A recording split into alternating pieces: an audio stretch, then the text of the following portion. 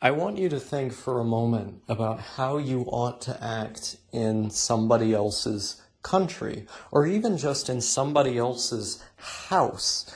If I am in somebody else's house, I am going to immediately adapt to the customs and rules of that home because it is not my own. I am a guest there. Additionally, when I am in a foreign country, I try to take note of the local customs, local decorum, and what is generally expected of you when you are in that place that may not be expected of me at home. I believe this is the basic extension of courtesy. This is what we are supposed to do. And autistic people, we're kind of like a foreign people. We're kind of like an alternative species, something different than the normal folks who inhabit this world, but we nonetheless live in their world. We are guests in their house, so to say. We are foreigners in their country. Much in the same way that the Normans, neurotypicals, they're foreigners in our country. When they go to our forums like 4chan or certain IRC groups, Usenet, etc., that's the Normans invading. And we have to instigate various gatekeeping efforts in order to have them adapt to the autistic customs of our local culture. And the Normans, they're always invading. They invaded in 1066, they invaded in 1996, and they invaded in 2016.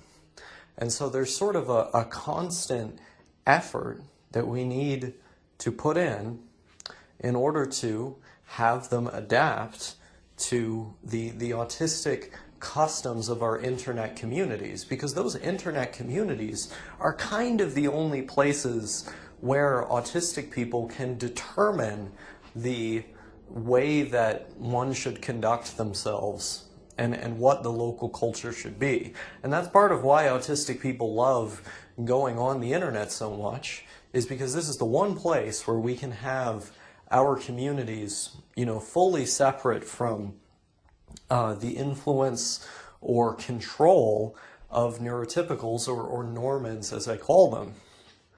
But, when we log off, when we go off into the real world, we still have to adapt to the culture of the dominant group in society, which is normal people, neurotypicals. I think it's fairly reasonable to expect this of us, even if we're not great at it.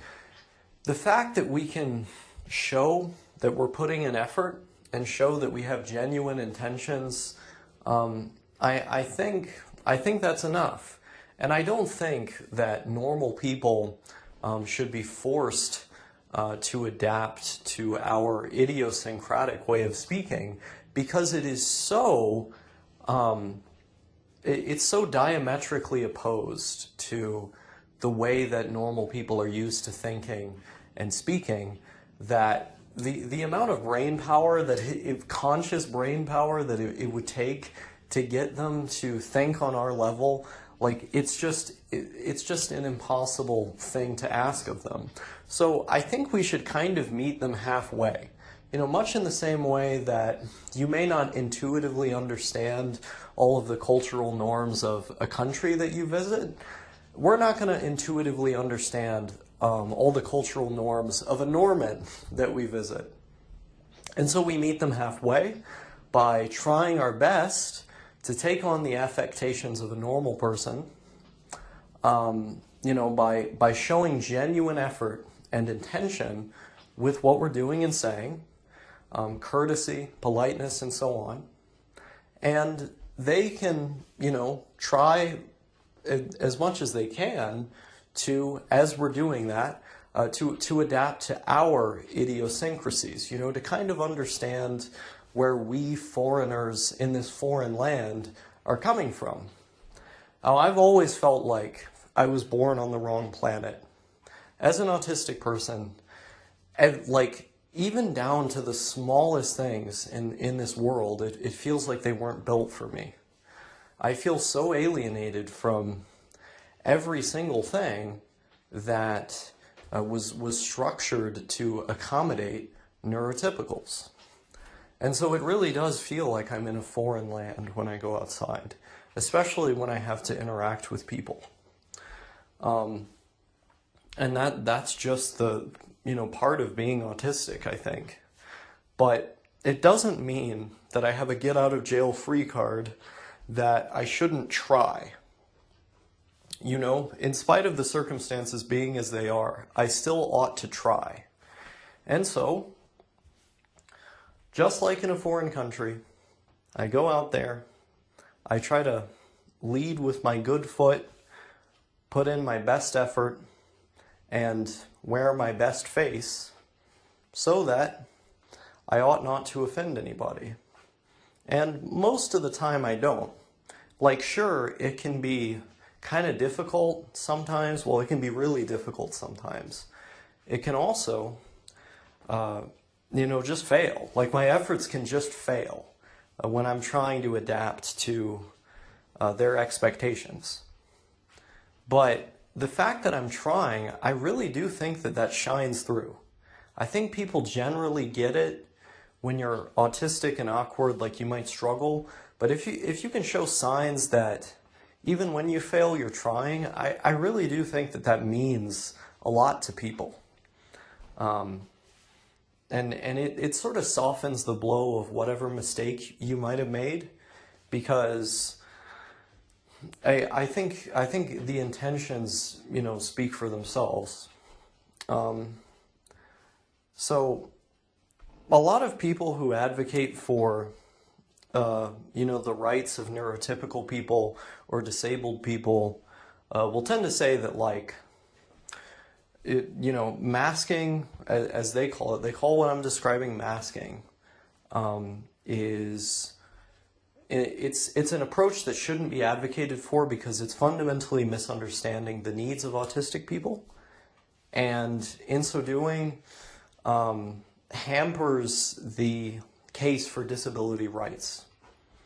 And I would disagree with them because I simply do not think there is going to be a successful movement advocating on the behalf of autists without some mainstream appeal. Like, if you're leading with everybody should adapt the way that they think and behave to this cluster of people who operate in a way totally diametrically opposed to you, like, people aren't going to jump on that bandwagon. It's not going to appeal to people.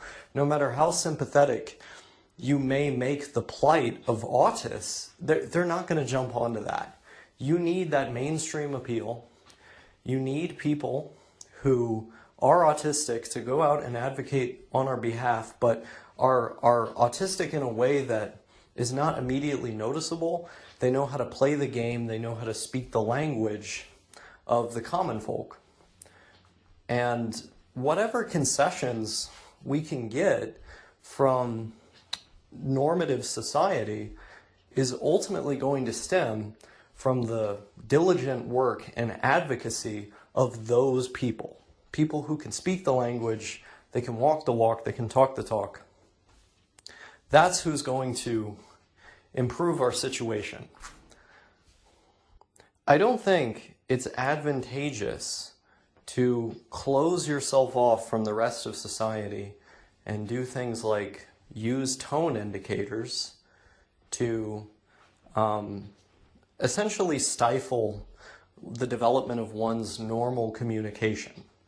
Like, you see a lot of people in the disability rights movement and the neurodiversity movement, like, advocate for using tone indicators or all these laborious things to get people to adapt to autistic people. And it like, for one, nobody's ever going to sign on to that. But two, I think it's actually unfair to the autistic people, because society's not going anywhere. Like, whether we like it or not, the Norman invasion, it's not even an invasion because they conquered us years ago. Like, This has been their world forever.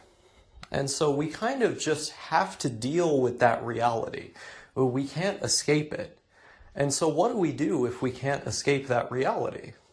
We do what we can to adapt and to learn how to function in the face of this occupying army, or this wrong planet, as I like to call it.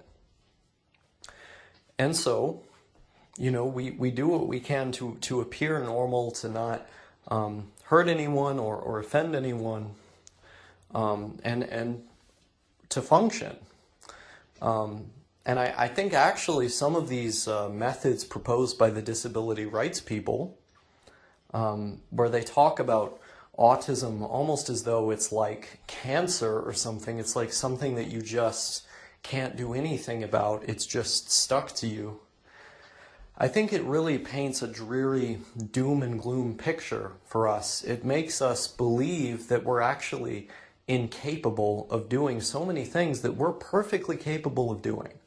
Many of us are simply unwilling to put in the work that needs to be done to function in society.